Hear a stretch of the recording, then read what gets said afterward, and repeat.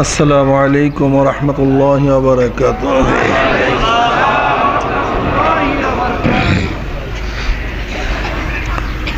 नहमदु व नुसल्ली अला रसूलिहिल करीम अम्मा बाद फ़अऊज़ु बिल्लाहि मिनश शैतानिर रजीम बिस्मिल्लाहिर रहमानिर रहीम व इज़ा क़ुदियतिस सलातु फ़ंतशिरू फ़िल अर्दि वब्तग़ू मिन फ़ज़लिल्लाह वज़्कुरुल्लाह कसीरन लअल्लकुम तुफ़्लिहून। सदक़ल्लाहुल अज़ीम। शाह मोहब्बत से दुरूद शरीफ पर अल्लाहुम्मा सल्लि अला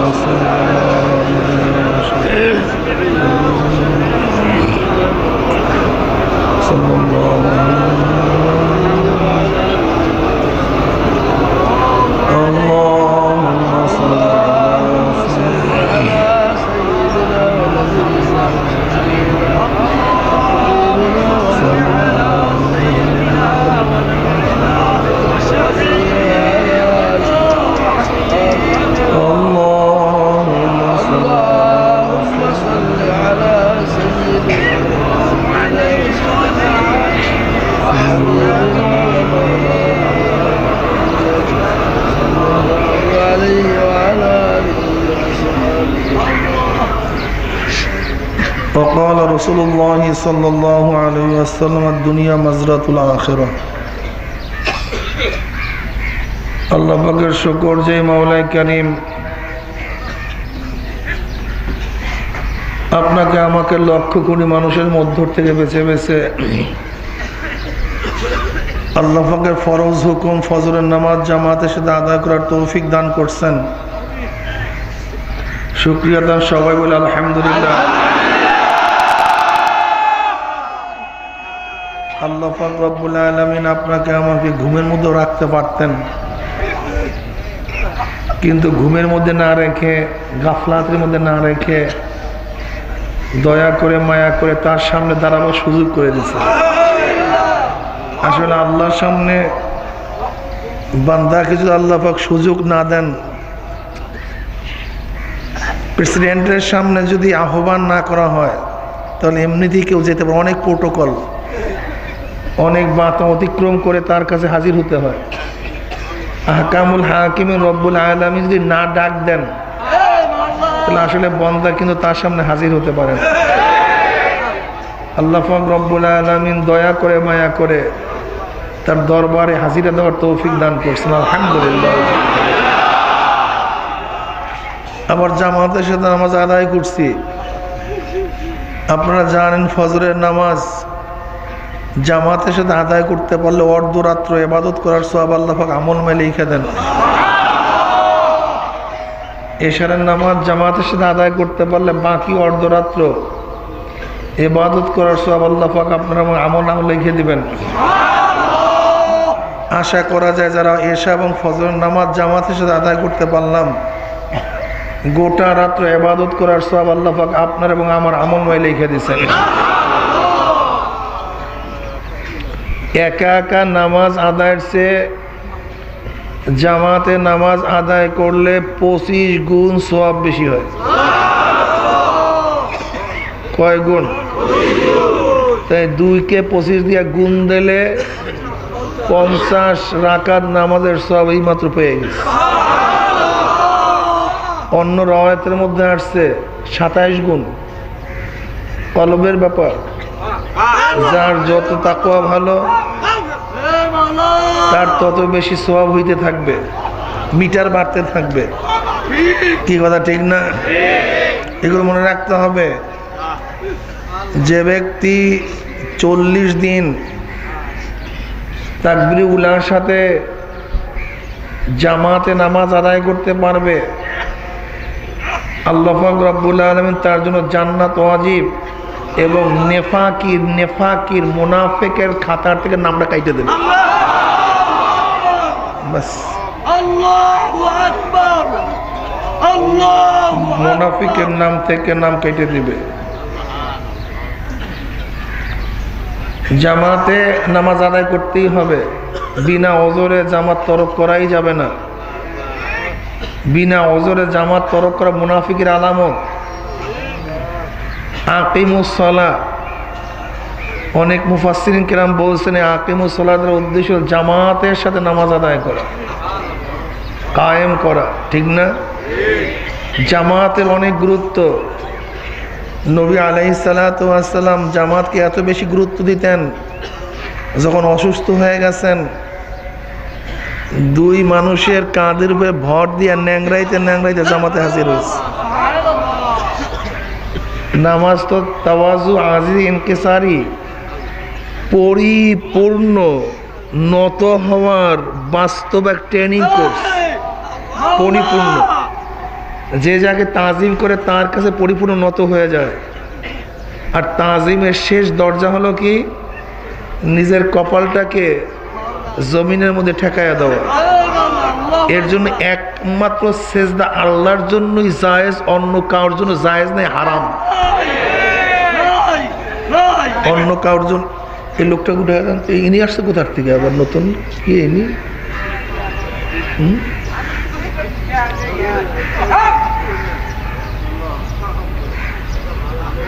এর জন্য সেজদা একমাত্র আল্লাহর জন্যই, অন্য কারোর জন্য সেজদা নেই। মনে রাখতে হবে, সেজদা একমাত্র কার জন্য? আল্লাহর জন্যই। যেহেতু আল্লাহ সবচেয়ে বড়, আমরা তার গোলাম, এর জন্য আমাদের সর্বশ্রেষ্ঠ জায়গা হলো কপাল। এটা সবচেয়ে সম্মানিত। এই কপালকে আমরা মাওলার কুদরতি পায়ের মধ্যে ঠেকাইয়া দিই, সেজদা করি, ঠিক না? সেজদা করলে আল্লাহ পাক রব্বুল আলামিন বন্দার মর্যাদা বুলন্দ করতে থাকেন, উঁচা করতে থাকেন। সেজদার মাধ্যমে বন্দা যত বেশি আল্লাহর নৈকট্য অর্জন করতে পারে, অন্য কোনো ইবাদতের মাধ্যমে এত নৈকট্য অর্জন করতে পারে না। খুব ভালো মতো মনে রাখতে হবে। এর জন্য জামাত ছাড়া যাবে না, জামাতের গুরুত্ব থাকতেই হবে। মেসওয়াকের সাথে এক রাকাত নামাজ আদায় করলে প্রতি রাকাত নামাজের 70 রাকাত নামাজের সওয়াব হয়ে যাবে। পড়ছেন এক রাকাত, ব্যাস কাম হয়ে গেছে 70 রাকাত। এইমাত্র পড়লাম কয় রাকাত? 70 কত হয়? এই 140 রাকাত নামাজের সওয়াব এইমাত্র হয়ে গেছে। তাহলে এই সবগুলি আবার 25 গুণ। কি কথা, ঠিক না? অনেকের মেসওয়াকের অভ্যাস নাই, অনেকের দাঁত হ্যাংলা বাংলা, মেসওয়াকে পরিষ্কার হয় না। অনেককে দেখছি সামনে কথা বলা যায় না, কঠিন। মেসওয়াকের হুকুম তো আসছেই মুখকে পরিষ্কার করার জন্য, পাক পবিত্র করার জন্য। এমনকি নবী আলাইহিস সালাতু ওয়াস সালাম ফরমান, জিবরাইল আমাকে এত বেশি মেসওয়াকের তাকিদ দিছে, মনে হয় যেন সামনের মারি উঠে যাবে, এরকম অবস্থা। কি কথা, ঠিক না? মেসওয়াকের বহুত ফজিলত, এর মধ্যে সবচেয়ে নিচের ফজিলত ঈমানের সাথে মৃত্যু দিয়ে দিবে আল্লাহ। অনেকের দাঁত হাংলা বাংলা আছে, এর জন্য কমপক্ষে 1-2 বার ব্রাশ করা চাই। এটা আলা, মেসওয়াকটা আলা কি সাফ করার যন্ত্র। কিন্তু যাদের দাঁত ফাঁকা, এই ফাঁকার মধ্যে কোনো অবস্থাতে মেসওয়াকের ডান্ডি ঢোকে না, এটা খুব পরীক্ষা করে দেখছি। এরপর আমরা কি করব? 2টা জিনিস মেসওয়াকের মধ্যে, এটা কাঠ, এটা একটা সুন্নাত, আর সাফের বস্তু আর এক সুন্নাত। তাই একটা মেসওয়াকের মধ্যে 2টা সুন্নাত পাওয়া যায়। সাফ করার আলাও পাওয়া যায়, কাঠও পাওয়া যায়। কিন্তু ব্রাশের মধ্যে শুধু সাফ করার আলা পাওয়া যায়, কাঠ পাওয়া যায় না। আর নবীর থেকে ব্রাশের সুবুত নেই, কিন্তু সাফ করার সুবুত আছে। এর জন্য দেখবেন কারো যদি মেসওয়াক না থাকে, আঙ্গুল দিয়েও যদি মেসওয়াকের নিয়াতে কেউ ডলা দেয়, তাহলে সেটা সুন্নাত আদায় হয়ে যায়। তাহলে দেখা গেল এটা আলা, মানে সাফ করার যন্ত্র। কি কথা, ঠিক না? এর জন্য এরপর যদি কারো সন্দেহ থাকে, উচিত কি, এটা আমি সবসময় করি, বাস ব্রাশ করার পরে একবার এরপর মেসওয়াক করিয়া নিই। ব্রাশ করার পরে বাস, আর কোনো সন্দেহই নেই, আর কোনো সন্দেহই নেই। অনেকের দাঁত দেখা যায় ভিতরে ফাঁকা হয়ে গেছে, হাংলা বাংলা, ঠিক মতো মেসওয়াক করে না, মেসওয়াকে পরিষ্কার হয় না, ভিতরের সাইড এই নিচের সাইড মেসওয়াক দিয়ে পরিষ্কারও করা যায় না, করতেও কষ্ট হয়। এটা করলে অসুবিধা নেই, কথাটা বুঝাতে পারিনি। মূল উদ্দেশ্য হলো মুখকে পরিষ্কার রাখা, মুখকে সাফ করা। কি কথাটা বুঝাতে পারছি? ইখতিলাফ করিয়েন না, বল কথা ভালো মতো বুঝিয়েন মাসালা। পাগড়ি বান্ধিয়া নামাজ পড়লে দায়লামি মুস্তাকরে হাকিমের মধ্যে রওয়ায়াত আসছে, যদিও এই রওয়ায়াতকে অনেকে মৌজু পর্যন্ত বলছেন, তাদের কথা ঠিক না, তাদের তাহকিক ঠিক না। দায়লামি মুস্তাকরে হাকিমের মধ্যে রওয়ায়াত আসছে, যে ব্যক্তি পাগড়ি পরিয়া নামাজ পড়বে প্রতি 2 রাকাতে 70 রাকাত নামাজের সওয়াব হবে।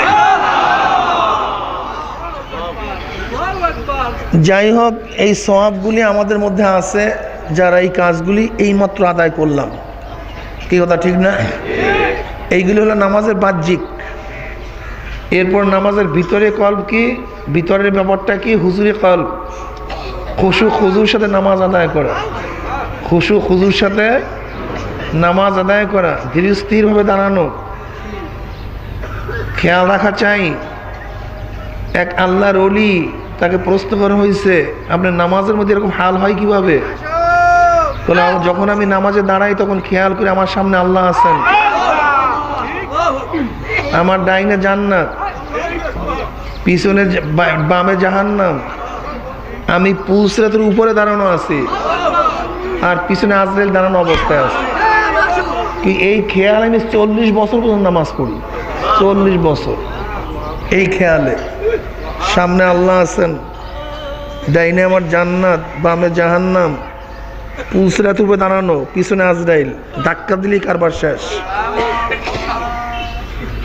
নামাজের মধ্যে খেয়াল সবচেয়ে দামি। আকিমুস সালাতা লিজিক্রি, নামাজ কায়েম করো আমার জিকিরের জন্য, লিজিক্রি তার স্মরণের জন্য। যেই নামাজের মধ্যে স্মরণই নাই সেটা কিসের নামাজ? নামাজের হাকিকত তো আল্লাহ পাক নিজেই বলেন, আকিমুস সালাতা লিজিক্রি, নামাজ কায়েম করো, প্রতিষ্ঠিত করো আমার স্মরণের জন্য। আল্লামা গাজ্জালী রহমাতুল্লাহ আলাইহি বলেন, যেই নামাজের মধ্যে আল্লাহ স্মরণ নাই সেটা নামাজই না। এই জন্য নামাজের মধ্যে খেয়াল থাকা চাই একদিকে আল্লাহর দিকে। কি কথা ঠিক না? দুনিয়ার সমস্ত খেয়াল দূর করে একমাত্র আল্লাহর দিকে কলবকে ঝুঁকাতে হবে। এক যুবকের হাতে ব্যথা, হাত কাটতে হবে, ডাক্তার পরামর্শ দিয়ে হাত কাটা ব্যতীত কোনো উপায় নেই। সেই জমানায় অপস করার কোনো নিয়ম ছিল না, পদ্ধতি ছিল না, এনেস্থেসিয়া ছিল না। যুবক বলতেছে আমাকে বাধার দরকার নেই। তৎকালীন সময় হাত কাটতে গেলে মানুষকে বা কোনো অঙ্গ কাটতে গেলে মানুষকে বাঁধতে হইতো খুব শক্তভাবে, এরপর কাটতে হইতো। তখন ওই যুবক বলতেছে আমাকে বাধার দরকার নেই, আমি যখন নামাজে দাঁড়ায় যাব তখন আমার হাত কাটিয়ে নিয়ে যেও। সে নামাজে দাঁড়ায় গেছে, হাত কাটিয়ে নিয়ে গেছে, কিন্তু টেরও করতে পারে নাই। নামাজের হাকিকত। আলী রাদিয়াল্লাহু তাআলা নামাজে দাঁড়াইছেন, তীর উঠে এনেছে, কিন্তু টের করতে পারে নাই। আমরা নামাজ পড়ি, এর নামাজ আল্লাহ পাকই ভালো জানে কি অবস্থা হবে। এর কারণটা কি? এর মূল কারণ হলো আমাদের মধ্যে জিকির নেই। জিকির এবং ফিকির, এই দুইটা জিনিস আমাদের মধ্যে নাই। কি কথা ঠিক না? এখানেই ভেজাল। চ্যালেঞ্জ দিয়ে বলতে পারি, যাদের মধ্যে অধিক জিকির নাই তাদের মধ্যে নামাজে হুজুরি কলব নাই। এটা হবে কিভাবে ভাই? এটা হবে কিভাবে? সে বড় আলেম হতে পারে, অনেক বড় মুহাদ্দিস হতে পারে, মুফতি হতে পারে, অনেক নামকরা হতে পারে, কিন্তু কাসরার জিক্রুল্লাহ ব্যতীত নামাজের মধ্যে হুজুরি কলব এটা হওয়া সম্ভব না, এটা কঠিন। কাসরাতে জিক্রুল্লাহ, ফাইজা কুদিয়াতিস সালাতু ফান্তাশিরু ফিল আরদি ওয়াবতাগু মিন ফাদলিল্লাহ ওয়াজকুরুল্লাহা কাসীরান লাআল্লাকুম তুফলিহুন। নামাজ শেষ, এখন তোমরা রিজিকের সন্ধানে বের হয়ে যাও, কিন্তু খবরদার মাওলার জিকির বেশি বেশি করতে থাকো। যারা সব জায়গায় নামাজকেও জিকির মনে করেন, সব কাজকে জিকির মনে করেন, আমি ওই সমস্ত বন্ধুদেরকে বলবো, ফাইজা কুদিয়াতিস সালাতু ফান্তাশিরু ফিল আরদি ওয়াবতাগু মিন ফাদলিল্লাহি ওয়াজকুরুল্লাহা কাসীরা। নামাজ শেষে মানুষ কামাই রোজগারের জন্য বের হয়ে যাবে। কোথায় যাবে? কৃষিক্ষেতে, নৌকায়, রিকশায়, ট্যাক্সিতে, বিভিন্ন চাকরিতে, বিভিন্ন ব্যবসা বাণিজ্যে, দোকানের মধ্যে। এখন আপনি গেছেন কৃষিকাজ করার জন্য, সেখানে আপনি কিভাবে নামাজ পড়বেন? এই পর্যন্ত কাদা। কোরআন তেলাওয়াত কীভাবে করবেন? আপনি তো ঠিক মতো কোরআন তেলাওয়াত জানাও নাই, মুখস্থও নাই। দাওয়াত কিভাবে দেবেন? সেখানে আপনি একা একা। সেখানে আপনি জেহাদ কিভাবে করবেন? সে জেহাদের মৌকাই তো নাই, দান সৎকা করার মৌকা নাই। কিন্তু আপনি তো সেখানে গেছেন কোনো কিছু কামাই করার জন্য। ওয়াজকুরুল্লাহ কাসীরান অর্থ কি করবেন বলেন? আমি প্রশ্নটা করে বুঝাইতে পারি নি। অনেকে জিকিরের অর্থ বিভিন্ন খাতে ব্যয় করে, এইটা জিকির, সেইটা জিকির, ওইটা জিকির, এইটা জিকির, এইটা জিকির। কিন্তু আমার প্রশ্নটা কি করতে বুঝাইতে পারছি আপনাদেরকে? আপনি তো বিভিন্ন সগলে বিভিন্ন কাজে ব্যস্ত হয়ে গেছেন। ফাইজা কুদিয়াতিস সালাতু ফান্তাশিরু ফিল আরদি ওয়াবতাগু মিন ফাদলিল্লাহ ওয়াজকুরুল্লাহা কাসীরা। এইমাত্র নামাজ পড়ে বের হইছেন, বিভিন্ন কাজে বের হয়ে গেছেন। এখন আল্লাহ পাক বলছে খবরদার জিকির বেশি বেশি করো। এই জিকির দ্বারা কি জিকির আপনি উদ্দেশ্য নেবেন আমাকে বলেন। আমি কথাটা বুঝাতে পারছি? অনেকে আপনাকে ধোঁকা দেয় যে জিকির অর্থ যেখানেই আসে সেখানে বিভিন্ন অর্থ, নামাজ জিকির, জেহাদ জিকির, অমুক জিকির, তমুক জিকির, দাওয়াত জিকির, নসিহাত জিকির বলে কি বলে না? এটা শুধু পেঁচাইতে থাকে। আমি ওই সমস্ত দোস্তদেরকে বলবো, দোস্ত আপনি যখন বিভিন্ন সগলের মধ্যে লেগে গেছেন বিভিন্ন কাজে, সেই কাজের কোনো অন্ত নাই, শেষ নাই, কোনো শেষ নাই, কোনো সীমা নাই। কিন্তু আল্লাহ পাক তো বলছে বেশি বেশি জিকির করো।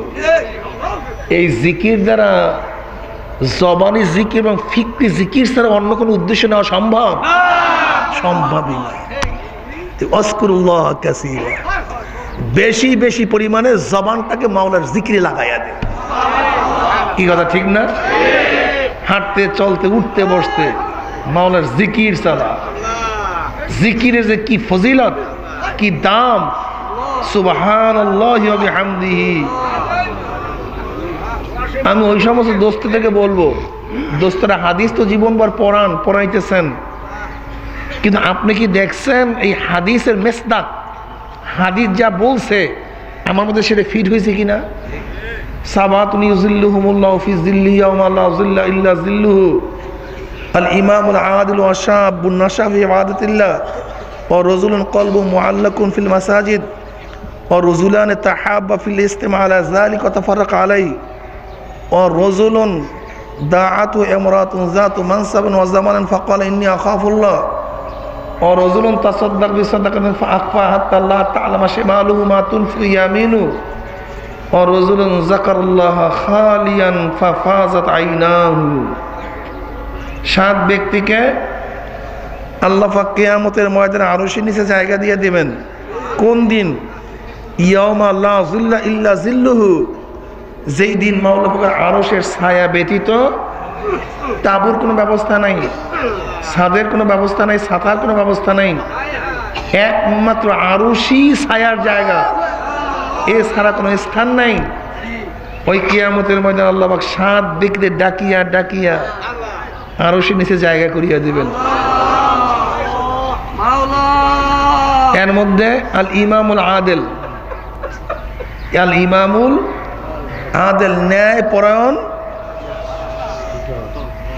ন্যায়পরায়ণ বাদশা না, আসলে ইমাম, নেতা। কথা ঠিক না? ইমাম যেমন আমরা মসজিদের ইমাম বলি, তুমি আমার ইমাম, শুধু বাদশাই ন্যায়পরায়ণ আদেল ব্যক্তি, ইনসাফগার ব্যক্তি, যে নেতৃত্ব প্রদান করে। যদি সেই নেতা ইনসাফ এবং আদালত বজায় রাখে, কিন্তু এটা ব্যাপক, হাদিসটা হলো কি ব্যাপক। যেমন বাবা ছেলের উপর নেতৃত্ব দেয়, বড় ভাই ছোট ভাইয়ের উপর নেতৃত্ব দেয়, মেম্বার সাহেব তার ওয়ার্ডের মধ্যে নেতৃত্ব দেয়, চেয়ারম্যান সাহেব তার ইউনিয়নে নেতৃত্ব দেয়, এমপি সাহেব তার এলাকায় নেতৃত্ব দেয়, প্রধানমন্ত্রী গোটা দেশের মধ্যে নেতৃত্ব দেয়, মা তার মেয়েকে নেতৃত্ব দেয়, মালিক তার কর্মচারীকে নেতৃত্ব দেয়। অর্থাৎ ব্যাপক শব্দ নিয়ে নেন, আল ইমামুল আদেল, যে যাকে নেতৃত্ব প্রদান করবে সে তার সাথে ইনসাফ করতে হবে। ওস্তাদ ছাত্রকে নেতৃত্ব দেয়, খবরদার তোমার ছাত্র হলি জুলুম করিও না, তোমার ছেলে হইলি জুলুম করিও না, তোমার কর্মচারী হইলি জুলুম করিও না। ইন্নাল্লাহ লা ইউহিব্বুজ জালিমিন, আল্লাহ পাক জালেমকে পছন্দ করেন না, মোহাব্বত করেন না। এই কথা ঠিক না? ইন্নাল্লাহ ইউহিব্বুল মুকসিতিন, আল্লাহ পাক রব্বুল ইনসাফ আদেল, যে ব্যক্তি ইনসাফ করে তাকে মোহাব্বত করেন, পছন্দ করেন। কি কথা ঠিক না? খবরদার, জুলুম আল্লাহর কাছে সবচেয়ে কঠিন, জালেমদেরকে আল্লাহ পাক পছন্দই করেন না, জুলুমকে আল্লাহ পাক সহ্যই করতে পারেন না। এর জন্য যে যার অধীনস্থ আছে তার সাথে ইনসাফ বজায় রাখতে হবে। কি বজায় রাখতে হবে? ইনসাফ বজায় রাখতে হবে। ইনসাফ ইনসাফ ইনসাফ বজায় রাখতে হবে। খবরদার, রিক্সায় চলেন, ইনসাফ বজায় থাকা চাই। কর্মচারী গ্রহণ করছেন, ইনসাফ বজায় থাকা চাই। আপনার অধীনস্থ আল্লাহ পাক আপনাকে মালিক বানাইছে, খবরদার আপনার অধীনস্থ মানুষের সাথে গরু ছাগলের মতো ব্যবহার করিয়েন না। গরু ছাগলের মতো। জালেমের গোষ্ঠী পয়সা হওয়ার পরে হুঁশ থাকে না, মানুষের সাথে যেই ব্যবহার করে যা চিন্তাও করা যায় না। আস্তাগফিরুল্লাহ, এটা মুসলমানের গুণ না, এটা বেঈমানের গুণ হতে পারে, এটা কারুনের গুণ হতে পারে। বরং তুমি মুমিন, আল্লাহ পাক তোমাকে অর্থ করে দিছে, তোমার আরো নত হওয়া উচিত। কি কথা ঠিক না? এর জন্য ইনসাফ বজায় রাখেন। ইনসাফ, আমাদের ইনসাফের খুবই অভাব, আদালতের খুবই অভাব, খুবই অভাব। কি কথা ঠিক না? আল্লাহ পাক কোন ব্যক্তিকে আরো সে ছায়া দিয়ে দেবেন? মান যাকারাল্লাহ খালিয়ান ফাফাজাত আইনাহু, যারা খালিয়ান, এটা শুধু পাহাড়ের চূড়াই না, অন্ধকারের মধ্যে একা একাই না, খালিয়ান একমাত্র আল্লাহর জন্যই, অন্য কাউকে দেখাবার জন্য না। পাহাড়ের মধ্যে আছে খেয়াল, অন্যদিকে আপনি খালিয়ান হইলেন না। অন্ধকার কামরার মধ্যে একা একা আছেন কিন্তু খালিয়ান হইলেন না। অন্তরের মধ্যে আল্লাহর খেয়াল পয়দা হয় নাই, কিন্তু আপনি জামাতের মধ্যে আছেন কিন্তু অন্তরটাকে মাওলার দিকে লাগাই দিয়েছেন। মান যাকারাল্লাহ খালিয়ান ফাফাজাত আইনাহু, যারা মাওলার জিকির করবে দুই চোখের পানি বাইয়া বাইয়া পড়তে থাকবে। ভাই আলেম, মুহাদ্দিস, মুফতি সাহেব, কি জিকিরের সময় কি পানি পড়ছে? খেয়াল করেন, মিলা মুত্তাফাক আলাইহির হাদিস, এটা বুখারী মুসলিমের হাদিস, জীবনভর পড়াইছি। ফাফাজাত ফাফাজাত আইনাহু, কিন্তু যাদেরকে আমরা নিন্দা করি, যাদেরকে পছন্দ করি না, গিয়া দেখেন ওই সমস্ত হাজারো তরিকাত পন্থী আল্লাহর বান্দারা যখন মাওলার জিকির শুরু করিয়া দেয়, তাদের চোখের থেকে মনে হয় নহর ঝর্ণা শুরু হইয়া যায়। হাদিসের সাথে মিলান। তাহকিক, তাকরীর, তাশরীহ করা সহজ, কিন্তু ওইটা নিজের মধ্যে ফিট করা খুব কঠিন। কি কথা ঠিক না? নাই, অনেকের মধ্যে আমাদের নাই। যেই সমস্ত ভাইয়েরা চরমরাই পছন্দ করেন না, আপনার চোখেই দেখতে পারেন না। আমার নবী বলছে, 7 ব্যক্তিকে আল্লাহ পাক আরো সে নিচে জায়গা করিয়া দিবে, যারা জিকির করবে, মাওলার সাথে কান্নাকাটি করবে। বাবা, তোমার চোখে কি পানি আছে নাকি? তোমার চোখ দিয়ে শুকিয়ে গেছে, মরুভূমি হয়ে গেছে, কিন্তু মরুভূমি হয়ে গেছে, মরুভূমি। চোখের মধ্যে কান্নাই তোমার নাই, কি কথা ঠিক না? তুমি আর একজনকে নিতেছো, চোখের পানি অনেকের নাই, শুকায় গেছে, একসে শুকায় গেছে। চোখের পানি কত যে দামি, সুবহানাল্লাহ, অনেক দামি জিনিস। চোখের পানি যেন না শুকায়, খেয়াল রাখা চাই, এইটা যেন না শুকায়। আবার অনেকে বলে হযরত চোখে তো পানি আসে না, মনে ব্যথা আছে, বলে ব্যথা আছে, ব্যথা থাকলে ঠিক আছে। অনেকে থাকতে পারে চোখে পানি নাও আসতে পারে, শারীরিক সমস্যা থাকতে পারে, কি কথা ঠিক না? কিন্তু কলিজার মধ্যে ব্যথা, বাস কাম হয়ে গেছে। মান যাকারাল্লাহ খালিয়ান ফাফাযাত আইনাহু, জিকির করবে, কান্নাকাটি করবে, চোখের পানি বাইতে থাকবে। চোখের পানির যে কি দাম, এত দাম, কিয়ামতের ময়দানে এক ব্যক্তিকে আল্লাহ পাক জাহান্নামের ফয়সালা দিয়ে দিবে। তখন চোখের একটা পশম বলবে, মাওলা রে, তোমার নবী সত্য বলছে না মিথ্যা বলছে? আল্লাহ পাক বলবে, আমার নবী যা বলছে তা সত্যই বলছে, কোনদিন মিথ্যা বলার তো প্রশ্নই আসতে পারে না। তখন ওই চোখের পশম বলবে, মাওলা তোমার নবী বলছে, মান বাকা মিন খাশিয়াতিল্লাহি হারামাল্লাহু তিলকাল আইনা আলান নার। যেই সমস্ত আল্লাহ পাকের বান্দা বান্দি তোমার ভয়ে জাহান্নামের ভয়ে এক ফোঁটা চোখের পানি ফালাইতে পারবে, তার উপরে তুমি জাহান্নামের আগুন হারাম করিয়া দিবা। আর আমি চক্ষু সাক্ষী দিতে আসি, তোমার বান্দা তোমার ভয়ে কাঁদছে, তোমার নবী বলছে কাঁদলে জাহান্নাম হারাম, আর আমি সাক্ষী দিছি তোমার বান্দা তোমার ভয়ে কাঁদছে, অথচ তুমি তার জন্য জাহান্নামের ফয়সালা করছো। এখন তোমার নবী সত্য না কি ঘটনা?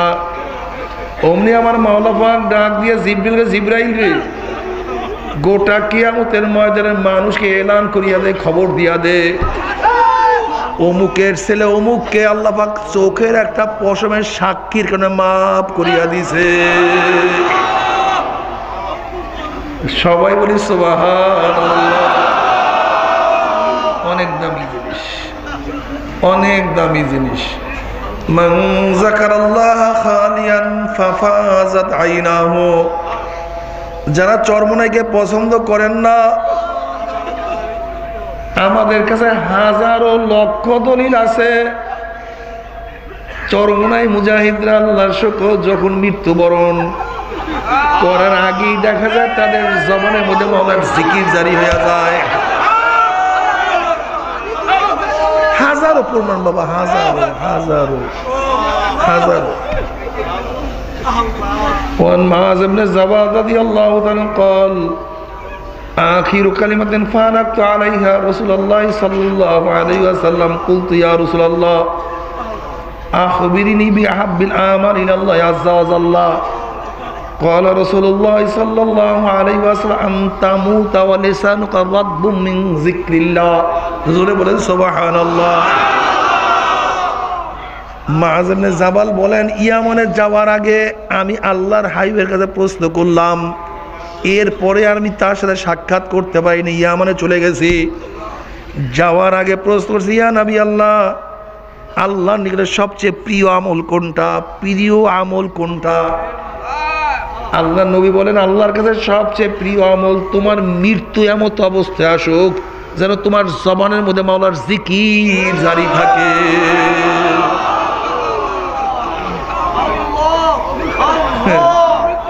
এত সহজ, ইচ্ছে করিয়া। মূসা আলাইহিস সালাতু ওয়াস সালামকে আল্লাহ পাক প্রশ্ন করেছে, মূসা রে, মৃত্যুর সময় তোমার কেমন কষ্ট হয়েছে? মূসা আলাইহিস সালাম বললেন, মাওলা রে, ফুটন্ত পানির মধ্যে একটা জেতা পাখি যদি ছাড়িয়া দেওয়া হয়, ওই পাখিটা না সেখানে থাকতে পারে, না সেখান থেকে বের হতে পারে, উঠতেও পারে না, থাকতেও পারে না। ওই পাখিটার যেই পরিমাণের কষ্ট, তার চেয়ে অনেক বেশি কষ্ট অনুভব হয়েছে। ওই সময় কোনো মানুষ জিকিরের তালকিন দিলে কাজ হয় না রে বাবা, শিখানো বলি বিপদের সময় মনে থাকে না। আব্বাজান রহমাতুল্লাহ আলাইহি কত সুন্দর উদাহরণ দিয়ে বুঝাইতেন। ময়না পাখি তোতা, কত সুন্দর কথা শিক্ষা দিছ। মেহমান আসছে, আব্বা আম্মা, অনেক সুন্দর সুন্দর কথা ময়না বলে, তোতা বলে, বাবুই পাখি বলে, ঠিক না? কিন্তু যখনই কোনো হিংস্র প্রাণী ময়নাকে আঘাত করে, বাবুইকে আঘাত করে, তোতাকে আঘাত করে, তখন কিন্তু তোতা এই কথা বলতে পারে না, মালিক আমাকে আক্রমণ করছে, আমাকে তুমি হেফাজত করে আমাকে বাঁচাও, এই কথা বলতে পারে না। তখন তার মূল ক্যাচ ক্যাচ ক্যাচ ক্যাচ শব্দ তার মুখের থেকে বের হয়ে যায়। হ্যাঁ, ক্যাচ ক্যাচ শব্দ বের হয়ে গেছে। কুল্লু ইনাইন ইয়াতার রাসা বিমাফি, যেই ভান্ডে যা থাকে কায়েদ করলেই তা পড়ে। শিখানো বলি বিপদের মধ্যে থাকে না।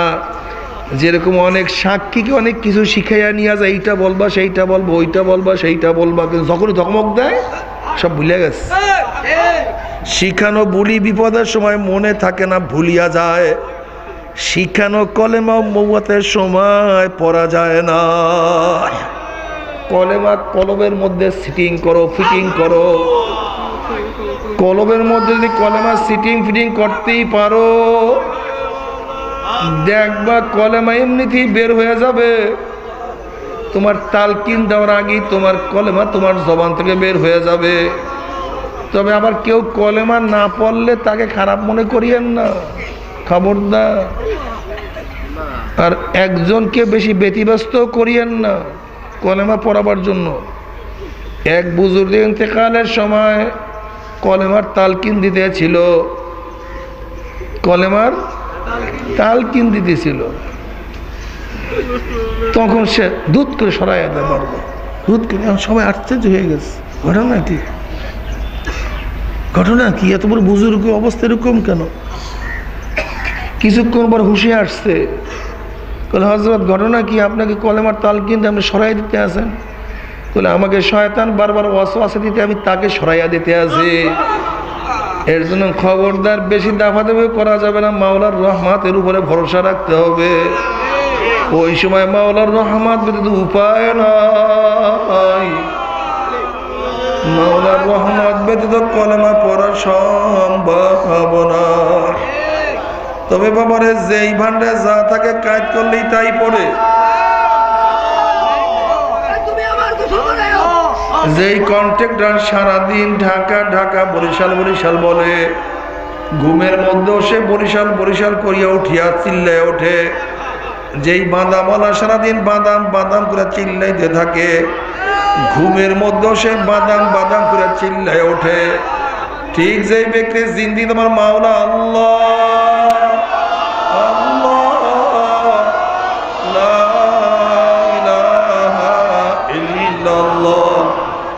মাওলার জিকিরে জীবনভর জবানটাকে লড়াইতে থাকবে। মৃত্যুর সময় তার জবান দিয়া মাওলার জিকির জারি হইয়া যাবে। জোরে বলেন সুবহানাল্লাহ। বাবারে খেয়াল খেয়াল খেয়ালকে চাপাও। খেয়াল চাপানো খুব কঠিন ব্যাপার।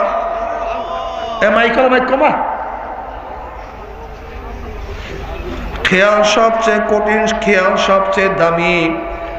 খেয়ালে আউলিয়া বেখেয়ালে দেউলিয়া, যত আমাদের কথা সব খেয়ালের উপরে। সুবহানাল্লাহ, এই খেয়াল করো। আলহামদুলিল্লাহ, এই খেয়াল করো। আল্লাহু আকবার, এই খেয়াল করো। লা ইলাহা ইল্লাল্লাহ, এই খেয়াল করো। খেয়ালকে চাপাইতে থাকো। খেয়াল সবচেয়ে দামি জিনিস। যখন আমরা জিকিরে বসবো, চার জানু হইয়া জিকিরে বসবো, ডাইন পায়ের বৃদ্ধ আঙ্গুলি তার পাশের আঙ্গুলির দ্বারা বাম হাঁটুর নিচের কিমিয়াজ রথ চাপিয়া ধরিয়া বসবো। কেবলামুখী হয়ে বসবো। মৃত্যুর মোরা খাওয়া করবো। 5 বার দুরূদ শরীফ পড়ব। খেয়াল করে আল্লাহর হাবিবের রওজা পাকে দুরূদ শরীফ আমি পাঠাইতে আছে। আল্লাহর হাবিব আমার দুরূদের জবাব দিতে আছে। যখন সুবহানাল্লাহ আলহামদুলিল্লাহ আল্লাহু আকবার মাওলা আমার দিকে চাইয়া রইছে, যখন জিকির বল লা ইলাহা ইল্লাল্লাহ, জবানে জিকির বল লা ইলাহা ইল্লাল্লাহ, দিলে দিলে খেয়াল করে আল্লাহ বাদে কেহ মাবুদ নাই। মাবুদ যার ইবাদত করা হয়, যে ইবাদত করে তার নাম আবেদ, যাহা কিছু করে তার নাম ইবাদত। আমি কাউর ইবাদত করি না, কাউর গোলামি করি না, আমি কাউকে মোহাব্বত করি না, আমি কাউকে ভালোবাসি না, কাউকে আমি তালাশ করি না।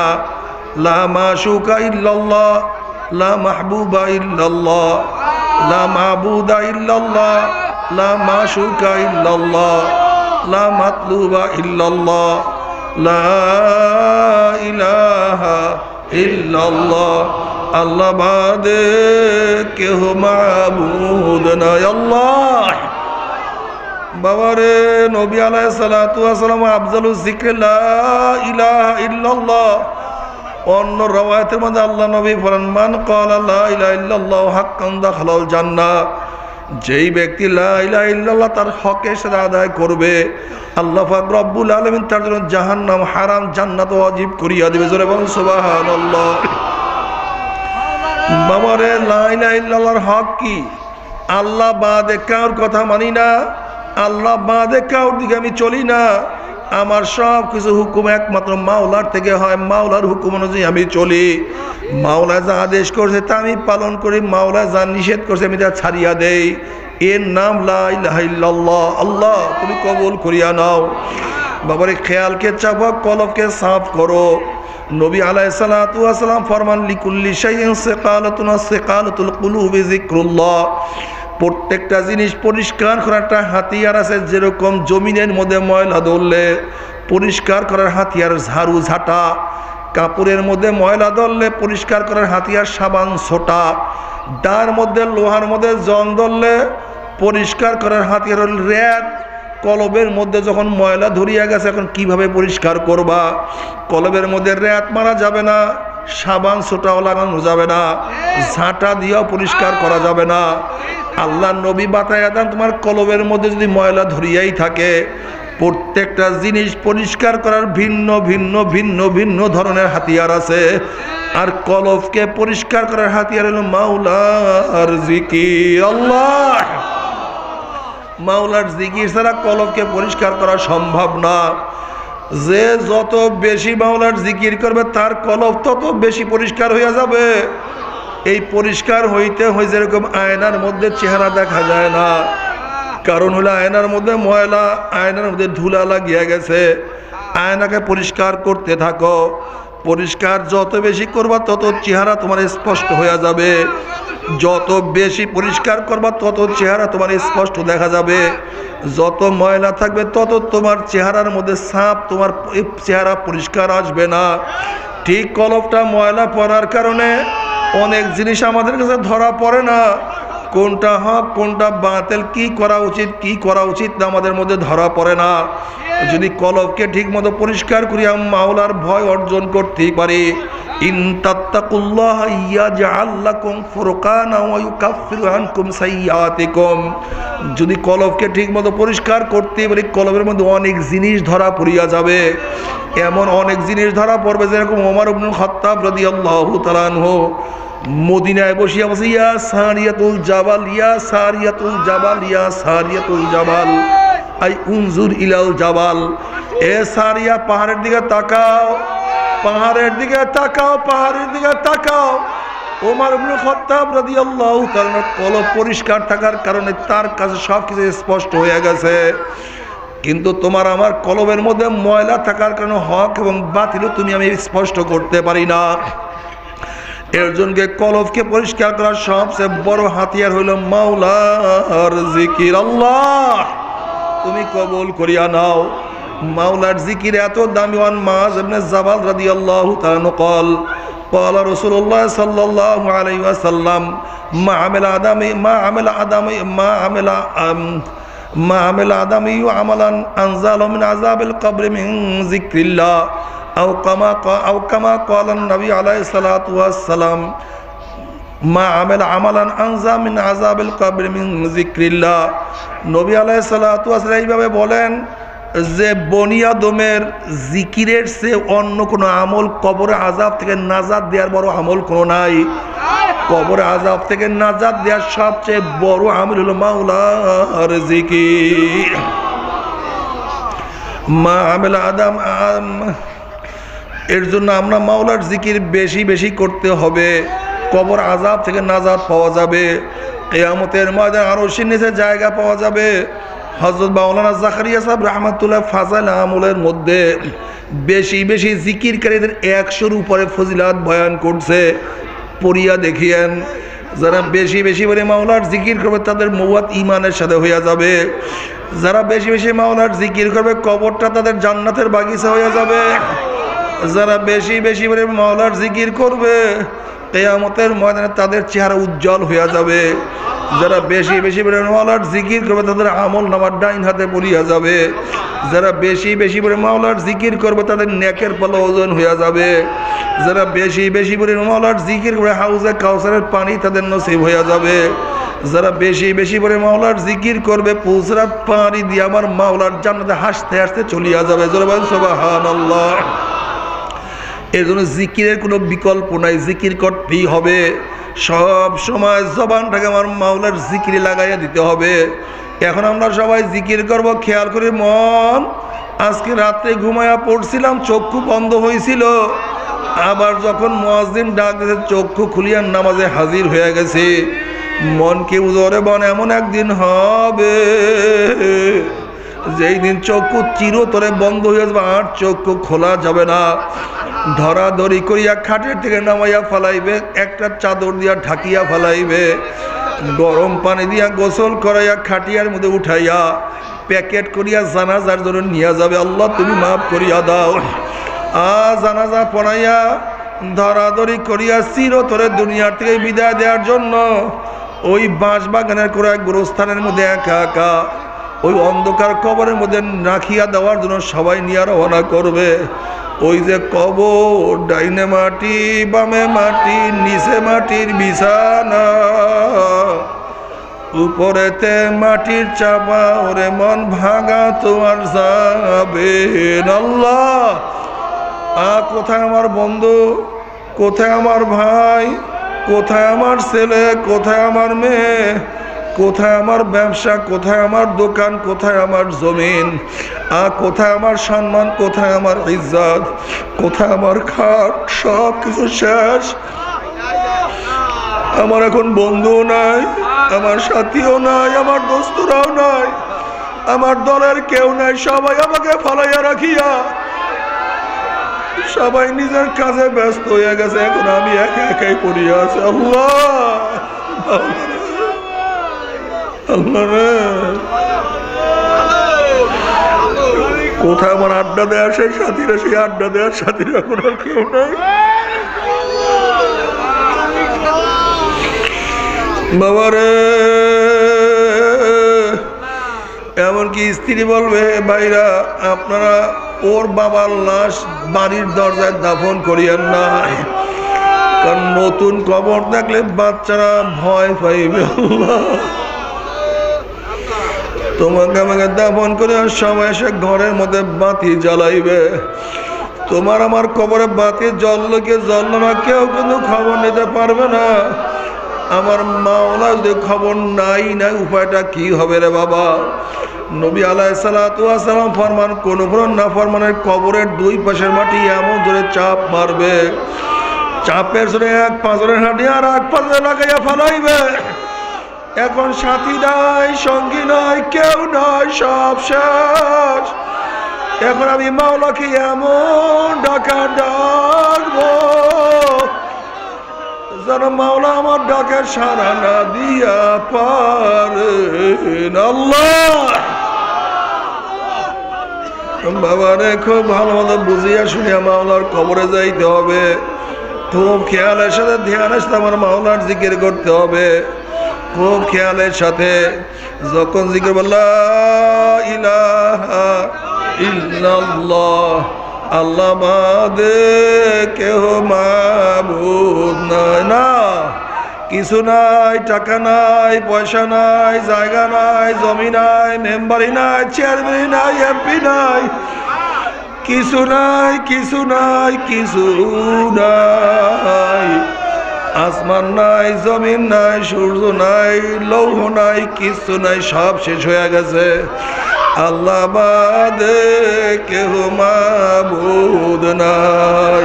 লা ইলাহা ইল্লাল্লাহ, লা ইলাহা ইল্লাল্লাহ, লা ইলাহা ইল্লাল্লাহ, লা ইলাহা ইল্লাল্লাহ, লা ইলাহা ইল্লাল্লাহ, লা ইলাহা ইল্লাল্লাহ, লা ইলাহা ইল্লাল্লাহ, লা ইলাহা ইল্লাল্লাহ, লা ইলাহা ইল্লাল্লাহ।